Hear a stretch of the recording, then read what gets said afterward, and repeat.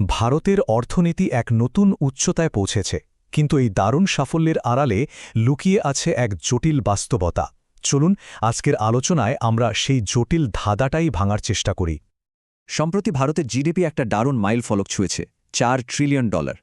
এটা কিন্তু শুধু একটা সংখ্যা নয়, বরং বিশ্বের মঞ্চে ভারতের অর্থনৈতিক শক্তির একটা জোরালো জানান দিচ্ছে। কিন্তু প্রশ্ন হল, এই বিশাল সংখ্যার আড়ালে আসল গল্পটা কি? এই যে $4 ট্রিলিয়ন অর্জন, এর সুফল কি দেশের সব মানুষের কাছে সমানভাবে পৌঁছাচ্ছে, নাকি এর পেছনে অন্য কোনো বাস্তবতাও আছে? তো প্রথমেই যে প্রশ্নটা আসে, এই অবিশ্বাস্য অগ্রগতির ইঞ্জিনটা আসলে কি, আর সেই ইঞ্জিন চালানোর জন্য আমাদের ঠিক কি মূল্য দিতে হচ্ছে? দেখুন, এই যে এত দ্রুত প্রবৃদ্ধি, এর পেছনে রয়েছে আমাদের প্রচলিত শক্তি, মানে জীবাশ্ম জ্বালানি। বিশেষ করে কয়লার উপর আমরা ভীষণভাবে নির্ভরশীল। আমাদের শিল্প, পরিবহন, বিদ্যুৎ সবকিছুই তো এর ওপর ভর করে চলছে। কিন্তু এই নির্ভরতার একটা অন্ধকার দিকও কিন্তু আছে। আর সেই অন্ধকার দিকটা হলো আমাদের পরিবেশের ওপর এর বিধ্বংসী প্রভাব। মানে বায়ু দূষণ থেকে শুরু করে ভূগর্ভস্থ জলের স্তর কমে যাওয়া পর্যন্ত সব মিলিয়ে আমাদের পরিবেশকে এক চড়া মূল্য দিতে হচ্ছে এই প্রবৃদ্ধির জন্য। একবার ভেবে দেখুন তো, দেশের ৭০% বেশি জলসম্পদ আজ দূষিত। অপরিশোধিত নর্দমার জল সরাসরি নদীতে মিশে যাচ্ছে। আর এটা শুধু পরিবেশের জন্য নয়, আমাদের নিজেদের স্বাস্থ্য আর ভবিষ্যতের জন্য একটা বিরাট হুমকি হয়ে দাঁড়াচ্ছে। আচ্ছা, পরিবেশের কথা তো হলো, কিন্তু এই প্রবৃদ্ধির সামাজিক দিকটা কি? অর্থনৈতিক অগ্রগতির সুফল কি আসলেই সবার কাছে পৌঁছাচ্ছে?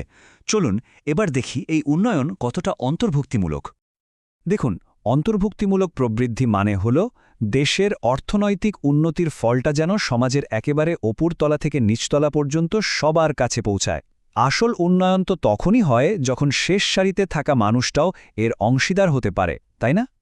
আর এখানে ভারতের সবচেয়ে বড় প্যারাডক্সটা আমাদের সামনে চলে আসে। একদিকে যেমন চোখ ধাঁধানো সম্পদ, ঠিক তেমনি অন্যদিকে লক্ষ লক্ষ মানুষ লড়ছে চরম দারিদ্র্যের সঙ্গে। এই দুই ভারতের সহবস্থানই দেশের উন্নয়নের পথে একটা মস্ত বড় প্রশ্নচিহ্ন তুলে ধরে। এই উক্তিটা দেখুন, এটা সমস্যার গভীরতাটা খুব ভালোভাবে তুলে ধরে। কি বলা হচ্ছে?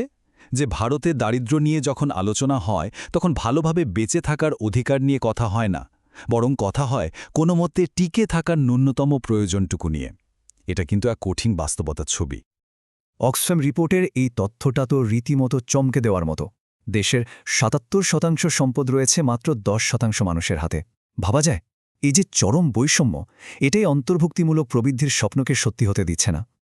তাহলে বোঝাই যাচ্ছে যে শুধু জিডিপি দিয়ে পুরো ছবিটা পাওয়া সম্ভব না। তো আমরা কিসের মাধ্যমে দেশের প্রকৃত উন্নতি মাপতে পারি? চলুন এমন একটা সূচকের দিকে তাকানো যাক যা সংখ্যার থেকে মানুষের ওপর বেশি জোর দেয়। একটি দেশের প্রকৃত অগ্রগতি পরিমাপের জন্য মানব উন্নয়ন সূচক বা হিউম্যান ডেভেলপমেন্ট ইন্ডেক্স, সংক্ষেপে HDI, একটা অনেক বেশি কার্যকর উপায়। কারণ এটা শুধু অর্থনৈতিক আয় দেখে না, বরং মানুষের জীবনযাত্রার মানকেও হিসেবে ধরে। HDI মূলত ৩টে মূল স্তম্ভের ওপর দাঁড়িয়ে আছে। প্রথমত, স্বাস্থ্য, অর্থাৎ মানুষ কতদিন সুস্থভাবে বাঁচছে। দ্বিতীয়ত, জ্ঞান বা শিক্ষা। আর তৃতীয়ত, জীবনযাত্রার মান। কারণ দিনের শেষে একটা দেশের আসল সম্পদ তো তার সুস্থ, শিক্ষিত আর সুযোগ পাওয়া নাগরিকরাই, তাই না? ২০২২ সালের রিপোর্ট অনুযায়ী ভারত ১৯৩টা দেশের মধ্যে ১৩৪তম স্থানে রয়েছে, যা মাঝারি মানব উন্নয়ন ক্যাটাগরিতে পড়ে। এর মানে কি? এর মানে হল, এত বড় অর্থনৈতিক প্রবৃদ্ধির সত্ত্বেও স্বাস্থ্য এবং শিক্ষার মতো মৌলিক কিছু ক্ষেত্রে আমাদের এখনও অনেকটা পথ যেতে হবে।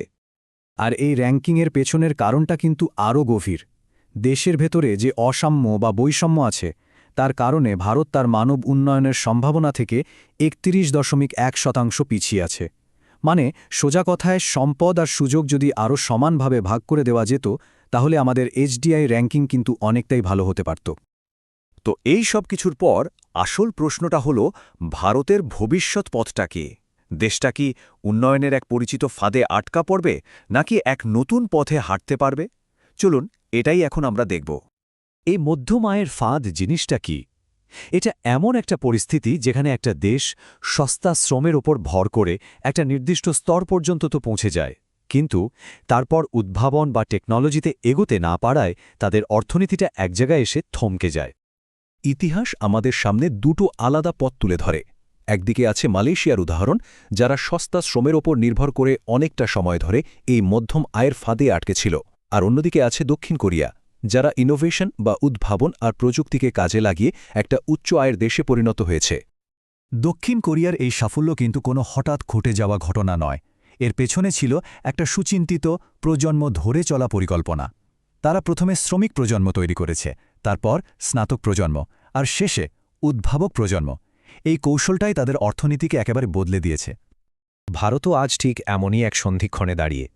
দেশটা কি সস্তা শ্রমের ওপর ভিত্তি করে একটা বড় কারখানা হয়েই থেকে যাবে, নাকি উদ্ভাবন আর জ্ঞানের ওপর জোর দিয়ে দক্ষিণ কোরিয়ার মতো একটা উন্নত অর্থনীতি হয়ে উঠবে? এই দুটো মডেলের মধ্যে একটাকেই বেছে নিতে হবে। দিন শেষে এই একটা প্রশ্নই ভারতের ভবিষ্যৎকে ঠিক করে দেবে। $4 ট্রিলিয়ন অর্থনীতি নিঃসন্দেহে একটা বিশাল অর্জন, এতে কোনো সন্দেহ নেই। কিন্তু আসল চ্যালেঞ্জটা হলো এই প্রবৃদ্ধিকে শুধু টেকসই নয়, বরং সবার জন্য সমান আর অন্তর্ভুক্তিমূলক করে তোলা। তো ভারত কি শুধু একটা বড় কারখানা হয়েই থাকবে, নাকি ভবিষ্যতের উদ্ভাবক হয়ে উঠবে? সিদ্ধান্তটা এখন ভারতের হাতেই।